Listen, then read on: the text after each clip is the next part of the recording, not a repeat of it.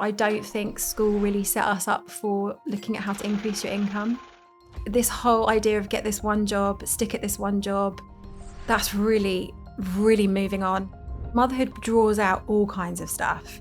If I'm on my own, I'm very happy with very little. I'm a cheap date. Get me a new pair of shoes every now and then and I'm good. Like, I didn't need a lot. I wouldn't live in a big house. You can't underestimate how much you want to give your kids. It's so valuable and it's so worthwhile. And I wanted to be a better person for them. They've given me this drive to give them this wonderful life. With the cost of living at the moment, and a lot of people are living payday to payday, it's really hard to build wealth for many. Where would you suggest somebody begins? I think there's two things to look at. Let's start with the... So, Anna, hi. Hello. How are you? I'm actually really well, thanks. Yeah. I love that. Happy to be here. Thank you. So happy to have you. I would love to know, what is your most valuable or greatest asset? I'm going to say my family. I have 3 children, 3 girls, and I have a husband, partner in crime, who is just a great support, a great encouragement. And yeah, we're a real team, a real unit. And home, I'm so happy to say, is a happy place. And I come home at the end of the day or, you know, spend the weekend together, and it is a place that I can draw from. And it means I get to do cool things from a place of rest and calm and peace. And I think that is something that cannot be undervalued in today's world. And I'm really grateful for that. I love that. One of the things that we spoke about earlier before we started was the fact that you raised your children when you were young. That was your main priority. And before we do an introduction on you and who you are, I'd just love to get into that, because I think you cannot put a price on raising children, in my opinion. It requires so much from you, and I just love and admire that you did that, because I know it's something that everyone doesn't get to do. But one of my biggest aspirations, I don't know if I've ever told you this, I've worked so hard so that by the time I have children, I get to choose my day so that I can focus on being a mum. Yeah, I love that too. It's great. I did it the other way around. Like I didn't. I actually, my 20s were hard. Yeah. I got married young, 22. Definitely met the right guy. It was like a no-brainer for me. I'm like, yep, he's the guy. But my 20s were really difficult. I actually struggled with my mental health a lot in my 20s, which was particularly difficult because I knew that I wanted to start a family young. When I met my husband, it was something we both shared. It was like a value we both shared, which is something that I think is really important to be on the same page on. And for us, we really were. It was something we really aspired to. Both of us come from, and I think this plays in as well, is your experience of life growing up really massively plays into what your aspirations are as an adult. And I had a very happy home life, and so did my husband. And family was so important when I was growing up. We were really a really loving family, and I loved my home life growing up. So having kids and having a family of my own was something I really aspired to and I looked forward to. So in my early 20s, I struggled with my mental health. There was a bit of a waiting period, even though I know it was still young when I started having kids. There was this sort of thing of, oh gosh, what does this mean? But actually, so it didn't mean I had a high earning years, massive career or anything like that. I actually found it really hard to find out what I wanted to do, where I fitted. I did maths and Spanish at uni, which kind of led you down this path of, well, you should probably do accounting or you should do something in the city, which I did do. But at my core, I'm a creative. So there was this mismatch of like, what do I do now? Because I feel like there's this conveyor belt of you go to school, you go to uni, you get a decent job and you kind of stick at that. But I didn't fit in that world and it was really confusing. So I did a bit of music, I did some teaching, I did all sorts in my 20s before having kids. But I definitely didn't come out of uni knowing what I wanted to do, finding a career I loved and just following that trajectory at all, which was quite difficult, I think. Yeah, I can imagine. And let's talk about your career now. I actually haven't done a bio on you because I feel like I'd love for you to introduce yourself to Asset Avenue listeners and viewers about who you are as Anna Brading and how you started Mentor Money. Am I getting it right? Yeah, absolutely right. Yeah. Talk to me about that journey, how you started. Yeah, I didn't if you'd have said to me at 25, for example, would I be doing this now? I'd be like, what are you talking about? That's crazy. I mean, short form video in itself, which is something I do a lot of, didn't even exist then. It just wasn't even a thing. So this is all quite new. So what happened was, following on from what we were just talking about, I had kids. My husband had a good job. I was doing sort of tutoring maths on the side. I wanted to be at home with the kids before they were at school, primarily. I wanted that to be my focus. That's what I'd seen my parents do. And my mum was at home with us, really valued that, having her around. And basically, it got to a point where it was just like, it just wasn't working. Financially, it just wasn't working. And now you kind of, and this was years ago, right? This was sort of 13, 14 years ago. Now that's much more in our conversation of the stuff that worked for our parents' generation isn't working now. Yeah. But back then it was like, I'm an older millennial, and it was like, we just thought it would work. Because we were told it would work. Right. That's a big thing. Like, my parents were like, do this like 1, 2, 3, 4, 5, and you will get all of these things, and it's completely changed. It's completely changed. And it's what you saw. It's what I saw my parents do. They didn't have this grand plan when they got married. It just sort of worked. They worked hard, don't get me wrong. My mum was a teacher. My dad changed careers, but stuck at a job for a long, long time, worked very hard. So it wasn't like, oh, it was all fine for that. It wasn't. But at the same time, it did just kind of work out that way. Yeah. Even especially buying a house, you know, and having good kids, times and great times. Great times for them. So I was a bit shocked. I was a bit surprised. I kind of was like, I don't feel satisfied. I feel like there's more in me. Yeah. I feel like there's more for our family, but I have no toolkit. I don't know what to do. So I went on this absolute rabbit hole of like, I feel like I'm missing something here. And of course I was, because I didn't get taught financial literacy. So I just got into it. I realized, of course, there's so many things we never got told. There's so many ways to make money that school never taught us. Yeah. And I was like, okay, so I'm a creative person with a mathsy brain. I feel like there might be another route for me. That's very exciting. Maybe I can find a career that I love that allows me to be a mum and pick up the kids from the school run and not feel completely, you know, like I have to leave them for all these hours a day and then go and sit in an office that I don't want to do. So I just, my brain sort of opened, and it became this like amazing time I did not see coming, where I was just learning, growing, implementing everything, and then seeing it work. Yeah. So then I started talking about it online. I started businesses at this point. I was like, right, I'm going to do a side hustle. I'm going to try this out. I'm going to start a little business, see if I can grow it. And then I wanted to use social media for those, but I didn't want to be really bad at it. So I started talking about something else. And I started talking about just general financial literacy, my story. Yeah. And the videos blew up really fast. And I realized, oh, it's not just me. And that was, at the time, I thought it was just me. I wasn't talking to all my friends about it. I wasn't like, you know, it wasn't something I'd seen in conversation a lot. And then I just saw time and time again, people felt like I did. They didn't have the tools for right now, for today's world. They didn't get taught financial literacy. So it became this passion project where I was like, I really like this. I really enjoy teaching this. It's engaging my creative skills, but it's also, I feel like I'm doing good. I feel like I'm helping people. And that's something I've always wanted to do. So it snowballed. So in terms of a bio, I now have, I'm a social media content creator. I've authored the book Money Mentor. I've got a community online where I teach financial literacy, loads of resources and tools, and plenty of things on the way as well. And it's just been an absolute joy to build and do. Yeah. And I love what you said about the relatability of your story, and you didn't know it was just you. No.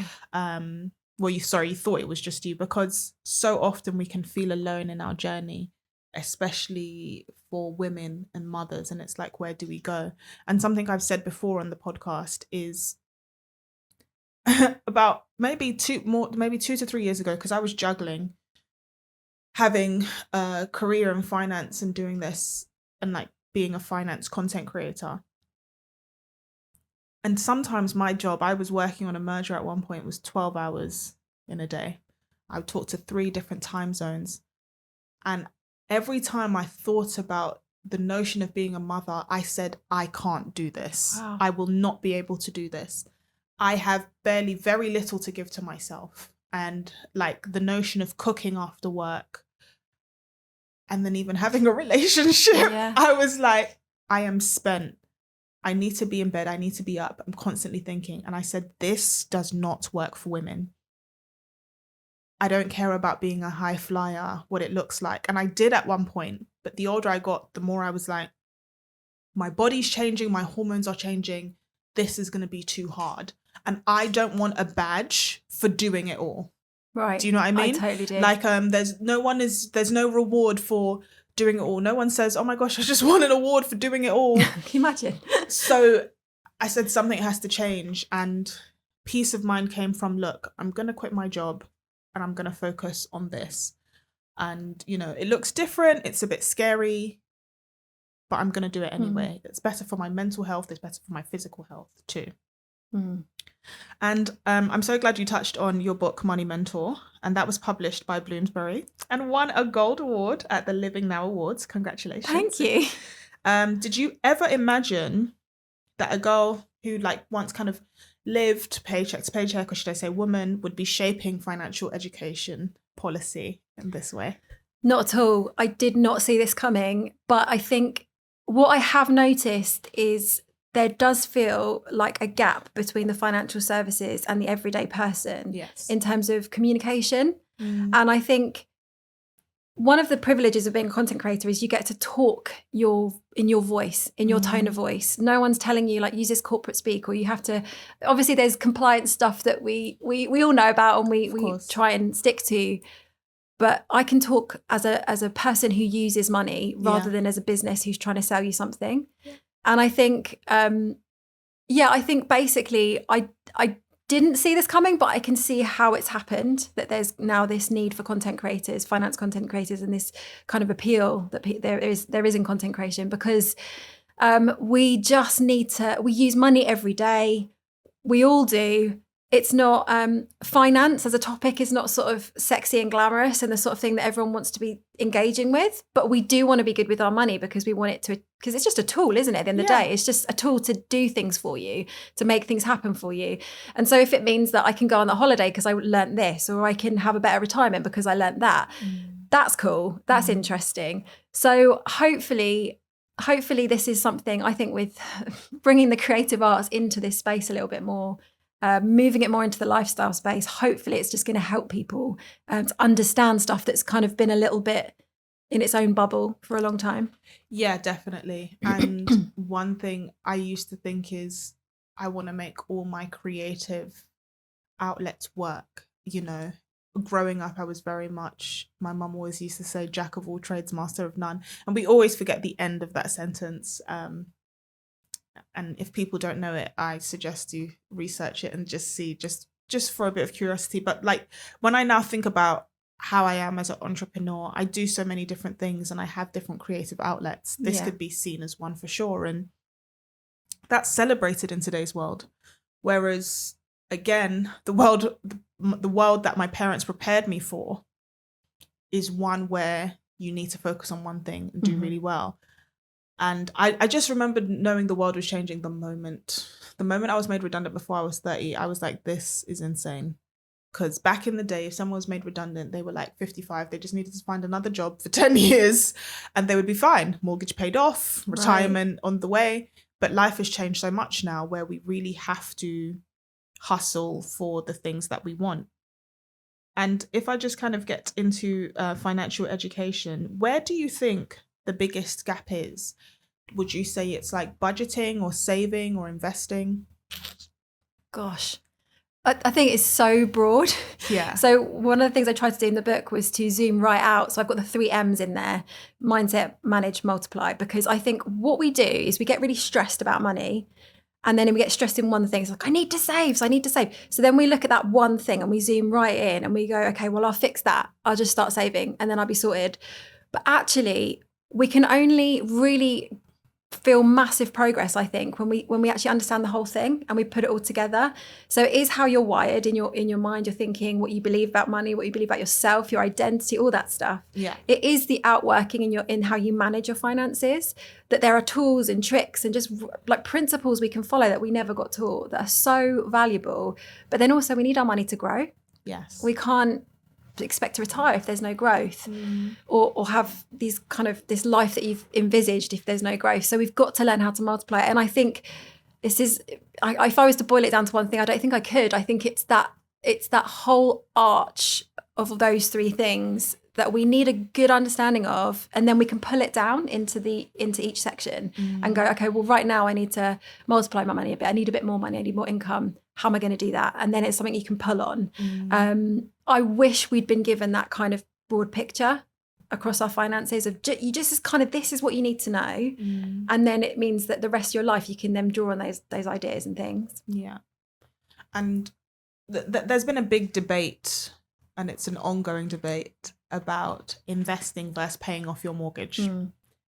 Where do you sit on this? And I must say to people listening and watching, there is no one right answer in my opinion, but I'd love to know, what's your take on this?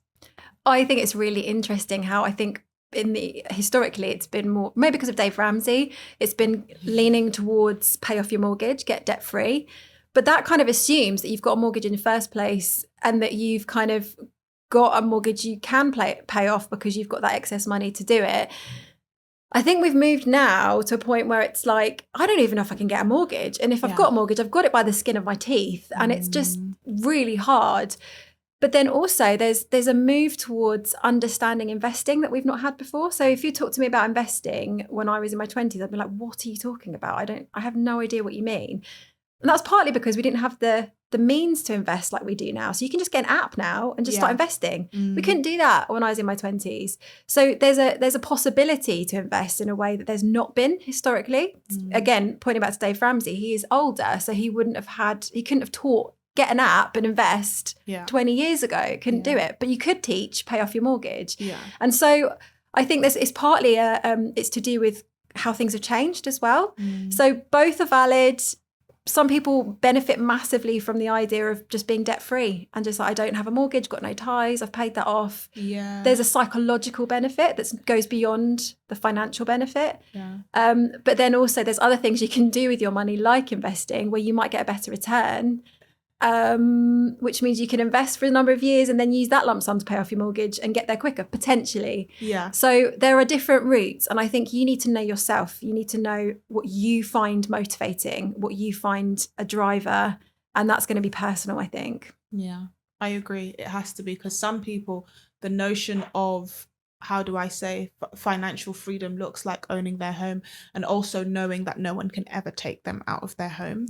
And that could be from maybe past traumas. You know, some people say, no, this happened when I was younger, we got kicked out of here and so on, so this is really important to me. So I noticed that naturally, as you said, psychological people are driven by very different things with that. Do you know what else is really interesting that's changed during my kind of 20s, 30s, and now I'm 40? My whole life, it was like, it's cheaper to have a mortgage. The mortgage payments were cheaper, and now it's rent's cheaper in a lot of places. Yeah, it's true, so, to be fair. So the house I live in right now, we've got a place that we're selling because we moved to London. So we were renting, so we were new to the area. So we're renting this place. If we were to have a mortgage, it would be almost double right now what we're paying in rent. Which I've never seen. I've always was so used to this idea of get a mortgage because it's better value in terms of your outgoings, your month-to-month outgoings. Not always. Some cases it is true. A lot of cases it's now not true. And so that's another dynamic where it's like, well, if you have less outgoings, you've got more to put aside. Which one's better? So that's changed. With the cost of living at the moment, and a lot of people are living payday to payday, it's really hard to build wealth for many. Where would you suggest somebody begins? Because I think there are so many people who just need look, I've got 50, 100, 200 pounds left over every month. Where would you suggest they begin? Yeah. Oh man, it's so hard. It's so hard. It's really hard for people. I think there's two things to look at that I think everyone should look at. Especially with the way, like you've just said, the way the world's changing, and it is changing fast. So fast, really like fast. 10 times fast. And I'm like, I think we're all kind of holding on and smiling and like trying our best, but we're also like, we don't know. No, we don't know. So I think one thing that I don't, okay, let's start with I've only got 50 quid. I've only got £100. I think we have to stop telling ourselves it's only, because you can do so much with a small amount, especially now. Like we're talking about with the apps and the investing opportunities and even saving regularly. You're going to get loads of benefits. You'll get that I'm being consistent at something and I'm sticking at it and I'm proving to myself that I can save. So a lot of people don't have any savings. A lot of people have a very small amount of savings. But when you get like a lump sum in your bank account, the psychological benefits, the mental health benefits, the kind of sense of progress and accomplishment, just from a lump sum, it doesn't really matter what it's for. It's just like you're not living paycheck to paycheck anymore. You've got a backup, you've got a bit of a buffer. That's massive for your well-being. So even with £150 a month, just moving towards that and seeing that number grow, you can't underestimate what that's going to do for you. Plus the fact, if you were to look at something like investing with £50, £100 a month, because of compounding, if you're going to give it enough time, that can really grow. It can really, really grow. But it takes a while. It does. So there's that side of it, is the don't underestimate what you can do with a small amount. I'm a massive believer in that. The other thing is I don't think school really set us up for looking at how to increase your income. I feel like maybe it's changing now, but goodness me, the world that my kids are going to inherit when they become adults, this whole idea of get this one job, stick at this one job, that's really, really moving on. And I think we need to be, ironically, coming from the beginning of our conversation when I was saying about being a creative and this expectation to go into like this corporate job. Yeah. I think we've come full circle. Actually, now it's about using your creativity. Even if you're not in a creative job, you have to think creatively about income. You have to think creatively about your future and think outside the box. Yeah. And we don't really get taught that. You do in art class. Yeah. Well done, the art teachers. But that is the way things have gone now. So I'm with my kids, I'm thinking, yes, intelligence is important. Of course it is. Growing your knowledge, absolutely important. But at the same time, how am I developing their problem solving, their thinking outside the box? It's not one size fits all. It's not one route. Like, what can I do to help them think? That's everyone asks you when you're a kid, what do you want to be when you grow up? And I'm quite anti that question because I feel like I'm so many things. Yeah. What things would you like to be when you grow up? I think is a better question. I asked my kids, they say, I quite like this and that. And I'm like, do both. Like, do one as a hobby, one as a full thing, one as a side hustle. Just don't pigeonhole yourself, explore, diversify if you like, and then see what works. I feel quite vindicated based on being younger. I felt chastised for being a multi-hyphenate. And now I'm like, living in the dream, darling, of being a multi-hyphenate, because so many of us have to, even if you don't want to. Yeah. It's a forced change on so many of us. And even if people have a corporate job, we are seeing what's happening in terms of this AI revolution changing the economy since 2020. If somebody gets fired or let go, whatever happens from one job, sometimes you then have to take on two roles. So you're a multi-hyphenate anyway. And I think it's so important because one of the things that we know that will happen is change. Yeah. It's the one thing we're guaranteed. So I love that you're building your kids for that. And I love what you said about you don't like that question, because my answer used to change all the time. And I always used to think, gosh, is there something wrong with me? Because I can't stick to one thing. But the thing that's really stuck with me is finance, but I like to do it in different ways. Love fashion and stuff like that. But then, you get older, you learn about how the fashion industry works. But yeah, I love that you don't like that question. Yeah. We need to think about more questions we don't like. I think I totally agree with you. And I find it interesting you talking about the creativity even within the workplace. I've not really thought of that, being an employee, and how I've spoken to friends who've got roles, they're doing two roles, and I'd not really seen it like that as well. But I think you're absolutely bang on the money. It's changing fast, and we need to be adaptable. And I'm just reading this amazing book at the moment called The Intelligence Trap. David Robson, I believe his name is, and it is about IQ, how we value IQ really highly in our society, in our culture, in school, university, and just showing how the book basically talks about how intelligent people don't necessarily make better decisions. So they have a high IQ, but do they handle their money better? Or the stats say no. They're just as likely to be in debt. They're just as likely to not save and not invest for their future. So IQ has been held, I think, since I was a kid in quite high regard. But I think now with AI, it's like, well, no one's going to beat that. So it's completely flipped. So true. So it's not the values, the soft skills are so important. Are you a nice person to work with? Yeah. Are you somebody who can think creatively? Are you authentic? Like there's so many skills that we need so desperately in our, as we go forward. Yeah. I always used to talk about being book smart versus world smart. And I was always someone people assumed I was an A grade student. No, I don't want to say I was bog standard. I just wasn't an A grade student apart from maths. But I always felt that I could be like world smart. And even with business, I just feel like, I could be savvy. Like I had the soft skill / confidence to go up to someone and say, oh, hi, I'm Bola. This is what I do. What do you do? And that came from my family because I used to be very timid. Wow. I used to be very timid and my family were like, you're going to have to step it up. Wow, that's amazing. Yeah. So that was like family learned because, I just used to have so much. I used to go to networking events and have so much anxiety and stand by the food thing. And I would say, I'd count to a number before I'd go and talk to someone. Whereas now I am still timid in that way. Like some people don't believe I'm introverted. Yeah. And that's I guess something we can touch on as being creators and being out there.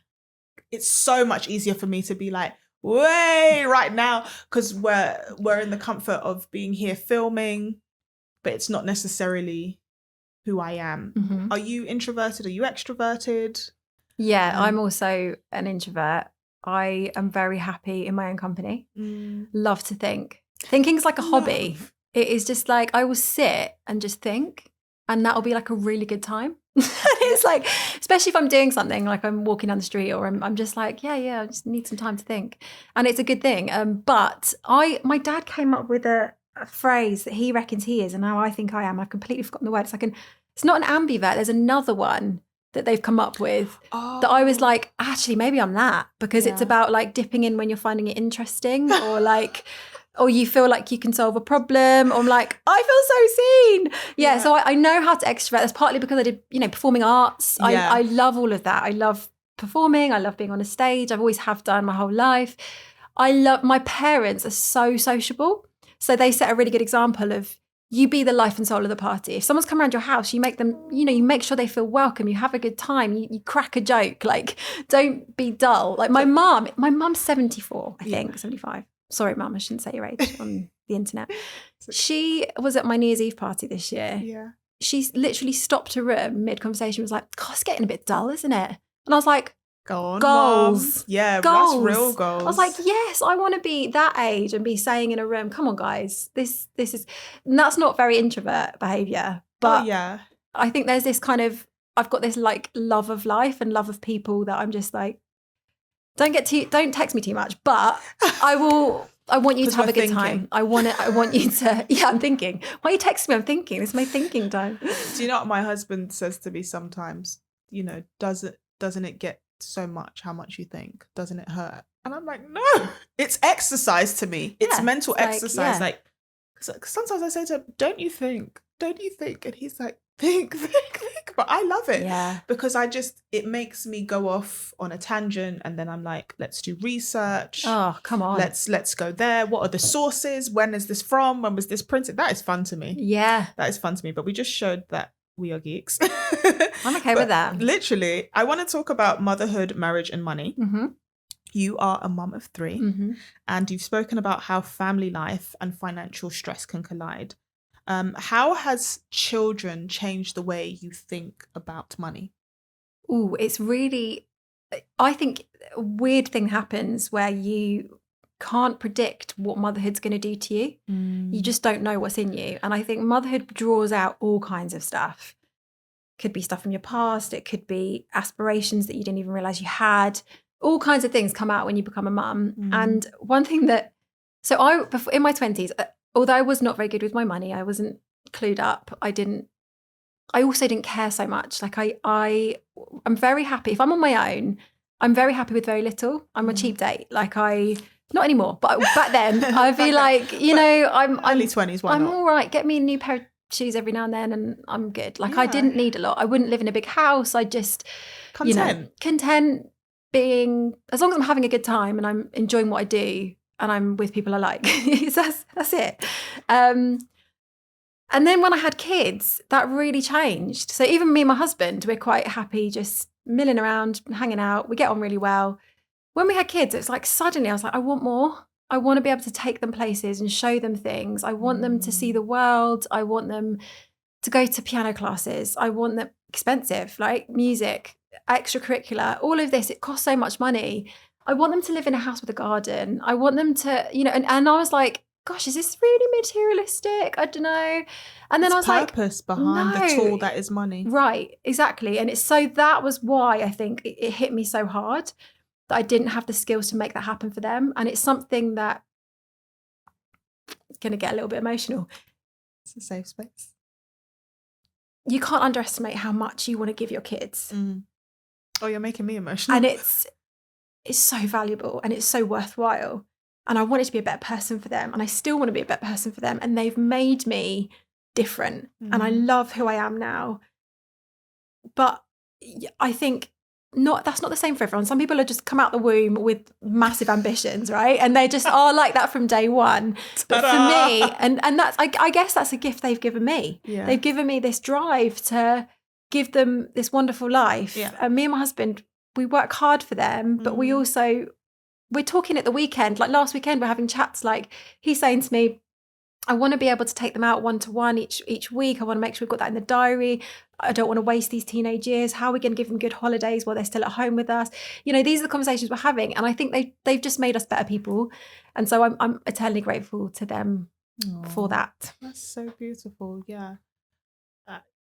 I don't even know where to go from there. It's just, it's such a beautiful sentiment. And there's so much purpose and intention. That's the word I'm looking for behind you and your family. And I think that's what it's about. It reminds me of a conversation I had with one of my younger cousins who said she doesn't care much about money, but I said here's the trick that I think capitalism plays on people. It makes it look like you want to be super duper rich, but sometimes it's not about that. It's about the life that you want to give to others. Absolutely. It's not necessarily about you, but because when you think, oh, yeah, I've survived, but then you're like, wow, I really, it doesn't necessarily have to be about kids. It could be about giving something to someone else. Yes. You could be a caregiver for someone and you say, they've spoken about they want to explore the world and I want to give them that. And that's what I try to make people understand about money. It's not always about you. It's sometimes about what you can give to other people. Yeah. So, yeah. And I think we're in scary times right now where people are struggling so much financially. Yeah. And it's hard to think beyond yourself when money's really tight. It's hard to think about giving back. It's hard to think about being generous beyond yourself. And I think that's a real shame because there's so much to be gained. And there's so much in society to be gained when we think beyond ourselves and we try and look around and help others. And following on, like as a family, we it's a massive part of the way we do our finances and the way we structure our finances is it's got to be us, the kids, who else? It's got to be beyond us. It's got to be looking out. And I think, we don't always get it right, but I think there's got to be that built into our finances as we grow and as we go figure out life and move on through all these years. Yeah. Do you have, because you've now been married over 15 years? It's coming up to 18. I love that. Can you believe it? Yeah, it's so amazing. Please say I've got that right. Yes, it is. It's an even number, it's good. Yeah, I was going to say, that's why I said over 15, because I don't think my maths was as quick as yours then.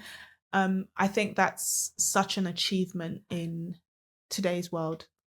In comparison to our parents, they're like, that's where we started. 60 years. Yeah. But in today's world, do you have any tips for people who want a long-lasting marriage? Because the whole point of Asset Avenue is that this isn't just about money.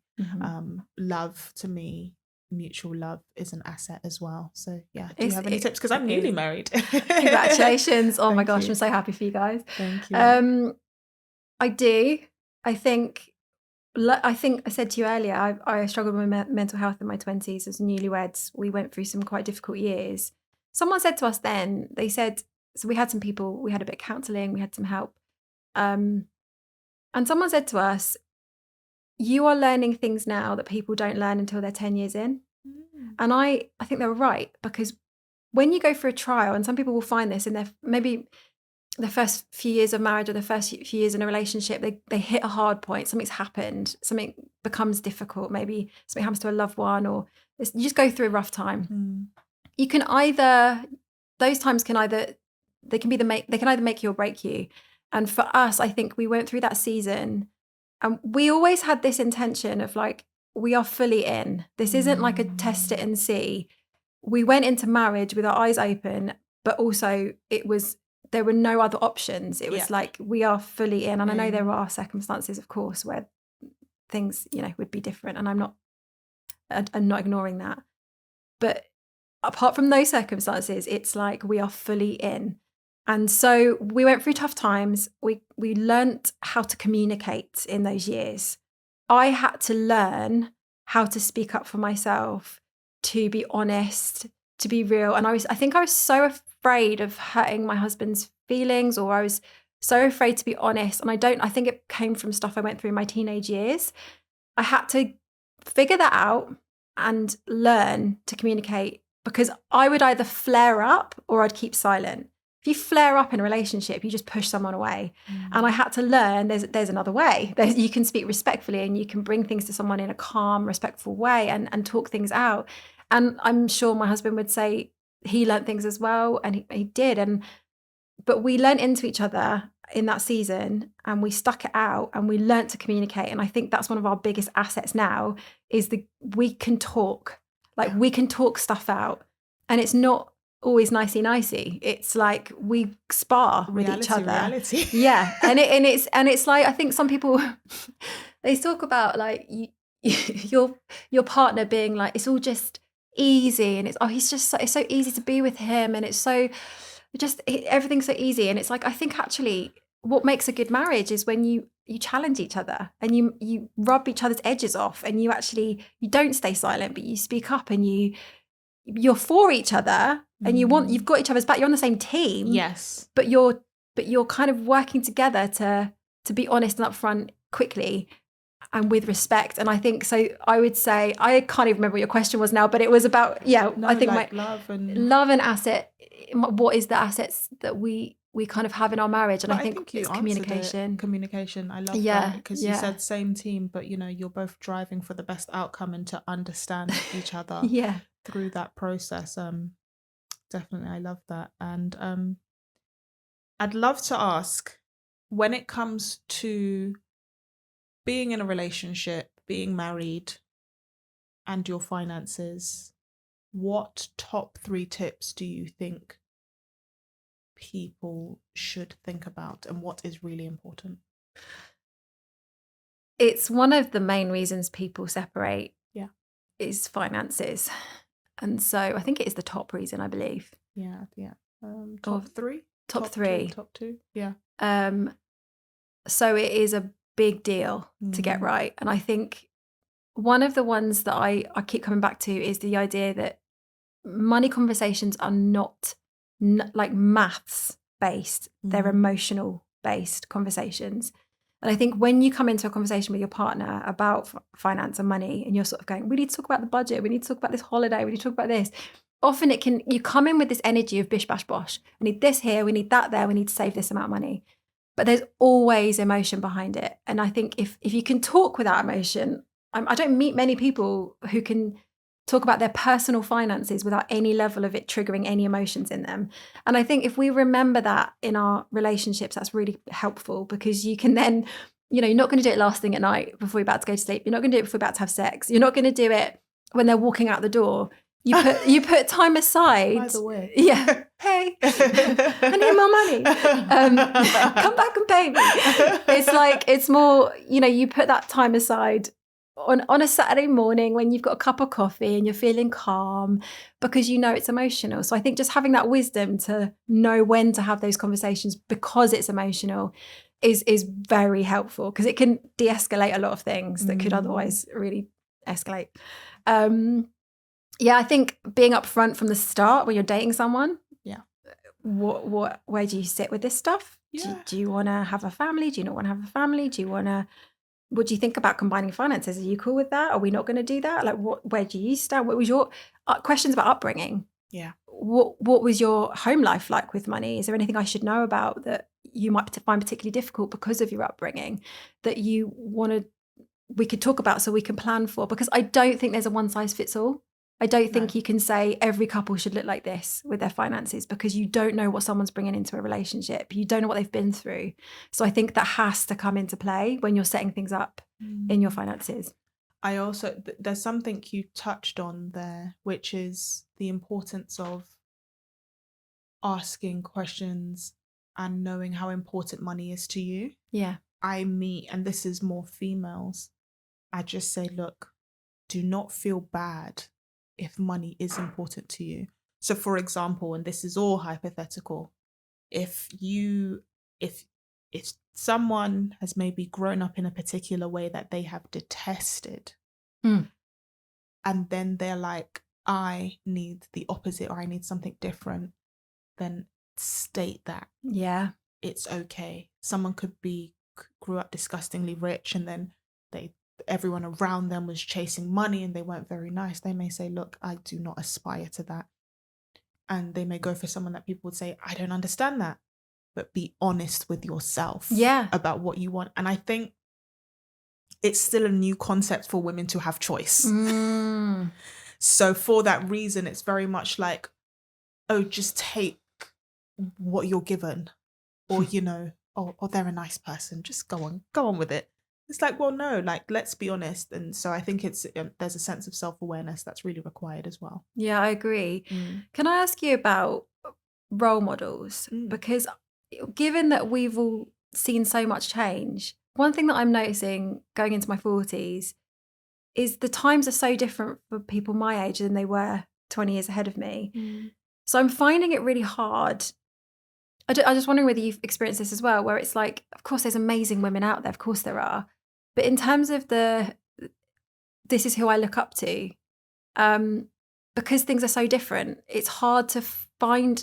I find it's getting harder to find those kind of somebody who's done this.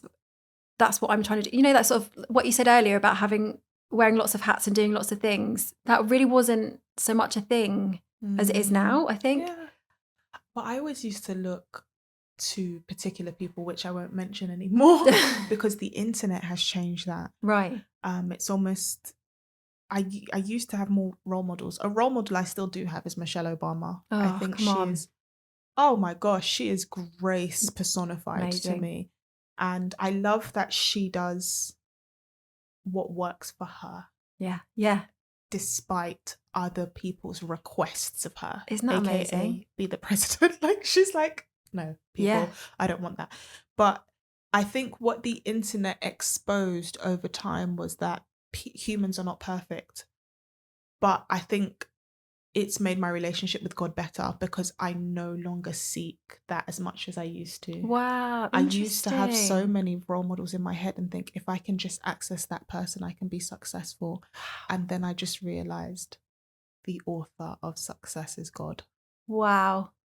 And as long as I have him, that is so it's going to be okay. That's why when people come to me and I don't, it's probably taken me about 10 years to deep where I am, what I've done and what I've accomplished. And I'm so grateful. But when I notice people do that thing that I used to do, which is, oh my gosh, if I can just talk to you, if I can just garner something from you, or what do you know, pearls of wisdom? And I'm like, look to the Lord. Wow. Look to the Bible. And that's just, and it might be a bit of a taboo even talking about this on a podcast because everything now is slyly about the pursuit of success. Right. / capitalism's version of success. And I keep saying that we have to kind of challenge that. Not change it, but just challenge it. What are we learning? So yeah. I love that. I'm so glad I asked you that question. That's so good. And I think because every person on planet Earth is unique. Yeah. So everybody's got their thing to bring and show up as in the world. So actually role models are good to a point. To a point. But actually, like you said, knowing the one who made you and gets you, that's a game changer. And we are all human. And that's the thing. Role models, normal humans, they'll disappoint. Yeah. We disappoint God. So who are other humans to not disappoint us? Yes, it's good stuff. Yeah, that's what I think. The more mistakes I make in life, the more I'm like, we're human. Yeah. Yeah. You know? Yeah. And we're figuring it out. And we don't know all the answers. Don't get me started on figuring it out. When some people ask me some questions, I'm like, who do you think I am? I don't know. Yeah. I don't know this. We're just figuring it out and moving forward with faith. Yeah, right. Just keep moving.